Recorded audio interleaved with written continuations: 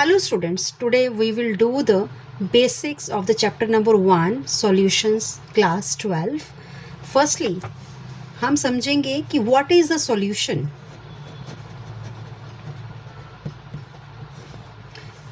उसके बाद हम करेंगे types of the solutions. And thirdly, methods of expressing the concentrations, जिसे हम कंसंट्रेशन टर्म्स भी कह सकते हैं.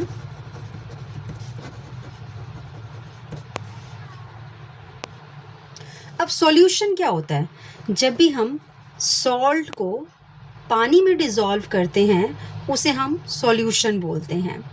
अब यहाँ पे सॉल्ट सोल्यूट है, water is a solvent, solute is always in less quantity, solvent is always in more quantity, and when both are mixed together they form a solution, they form a homogeneous mixture. homogeneous mixture वो mixture होता है जिसमें सारे components uniformly mixed होते हैं. So salt water is a homogeneous solution. This is the solution. अब इसके बाद हम करेंगे types of the solution. Now types of the solutions. Solutions को हम solvent की physical state के basis पर classify करते हैं. जब solvent gas होती है तो solution भी generally gaseous ही होता है. For example air. Air में आप सबको पता है ऑक्सीजन होती है, कार्बन डाइऑक्साइड होती है, सब गैसेस यूनिफॉर्मली मिक्स्ड होती हैं. Now next, जब लिक्विड सॉल्वेंट होता है, जब सॉल्वेंट लिक्विड होता है तो हमारे डेली लाइफ के मोस्ट ऑफ द सॉल्यूशंस बनते हैं. For example salt water, sugar solution. इसमें सॉल्यूट लिक्विड भी हो सकता है, सॉलिड भी हो सकता है और गैस भी हो सकता है.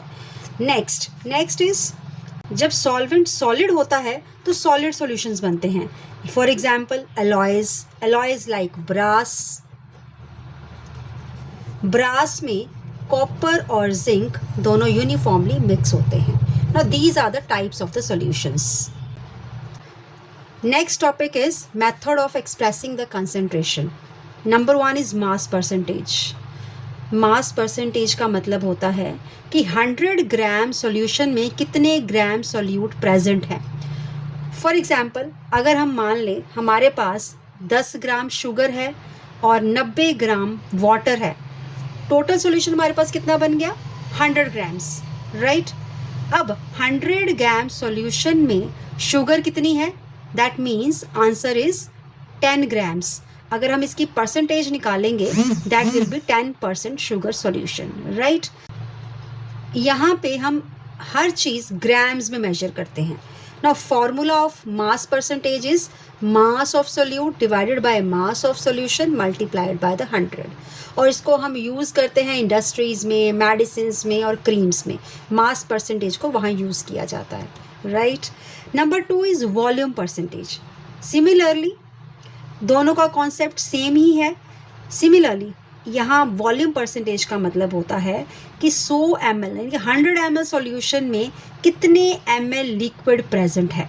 फॉर एग्जांपल अगर हमारे पास 20 ml अल्कोहल है और टोटल सॉल्यूशन है 100 ml, दैट मीन्स हमारे पास कितने परसेंट अल्कोहल सॉल्यूशन हुआ? 20% alcohol solution. 20 ml alcohol, total solution is 100 ml, तो परसेंटेज कितनी निकल जाएगी? 20% alcohol solution. Now formula is volume percentage, volume of the solute divided by volume of the solution multiplied by the 100. और इसको हम कहाँ use करते हैं? सैनिटाइज़र्स बनाने में, परफ्यूम्स में, अल्कोहलिक सॉल्यूशंस में इसको यूज़ किया जाता है. अब दोनों मास परसेंटेज और वॉल्यूम परसेंटेज का दोनों का कॉन्सेप्ट सेम ही है. डिफरेंस सिर्फ मेजरमेंट का है. यहाँ पे सारी वॉल्यूम परसेंटेज में हम सारी मेजरमेंट्स मिलीलीटर्स या लीटर्स में करते हैं, बट मास परसेंटेज में हम सारी मेजरमेंट्स ग्राम्स में करते हैं. Okay.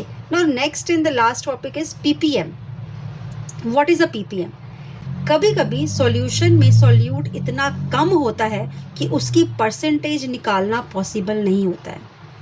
For example just like there are impurities in the air, there is a pollution in the water, तो हम इसको एक्सप्रेस करते हैं पीपीएम में, means parts per million. Meaning 10 lakh 10 lakh parts solution में कितने पार्ट सोल्यूट प्रेजेंट है।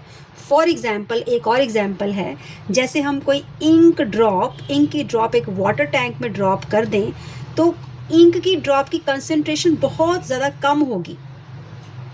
ओके, तो इसका फॉर्मूला है ppm is equal two parts of the solute divided by the total parts of the solution into 10⁻⁶। यहाँ 10⁻⁶ का मतलब है 10 lakhs.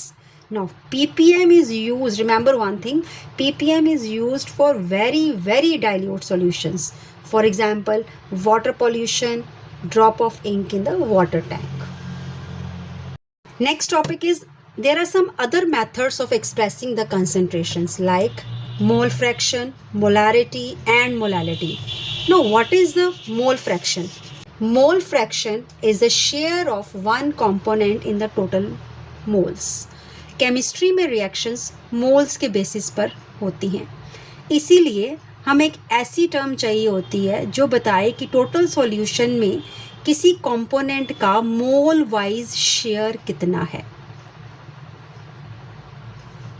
So formula for the mole fraction is XA is equal to NA upon NA plus NB। यहाँ पे A और B का एक solution बनाया गया है। अगर उसमें से हमने कंपोनेंट A का मोल फ्रैक्शन निकालना है तो उसे हम लिखेंगे mole fraction of A is equal to number of moles of A divided by number of moles of A plus number of moles of B। अगर हमें मोल फ्रैक्शन कंपोनेंट B का निकालना है तो हम लिखते हैं mole fraction of component B is equal to number of moles of B divided by number of moles of A plus number of moles of B। और इसका एक इम्पॉर्टेंट पॉइंट जो लर्न करने लायक है, that is it has no unit, इसका कोई भी यूनिट नहीं होता। Number 2 is molarity. मोलैरिटी क्या होती है? Molarity is the number of moles of solute which are dissolved in 1 liter of the solution. Again, number of moles of solute in 1 liter of the solution. इसको हम represent करते हैं capital M के साथ। इसका फॉर्मूला है capital M is equal to small n upon V। And again n is the number of moles, V is the volume of the solution. और ये this is dependent on the temperature. Temperature के साथ molarity की value change हो जाती है। This is a important point to learn. Molarity is dependent on temperature. Now last one is the molality. Molality is what? moles of solute in 1 kilogram of the solvent. Remember, molarity क्या था? moles of solute in 1 liter of the solution. But molality is moles of solute in 1 kilogram of the solvent. इसको हम represent करते हैं small m के साथ। इसका formula है small n is equal to n upon w। n is number of moles, w is the weight of the solute and it is temperature independent, does not depend on the temperature. Only the molarity is dependent on the temperature. Molarity is represented by capital M. Molality is represented by small m. So today we have done what is solution, types of solution and methods of expressing the concentration and different concentration terms. Mass percentage, volume percentage, ppm, mole fraction, molarity and molality. And in the next topic we will do its numericals. Okay, thank you.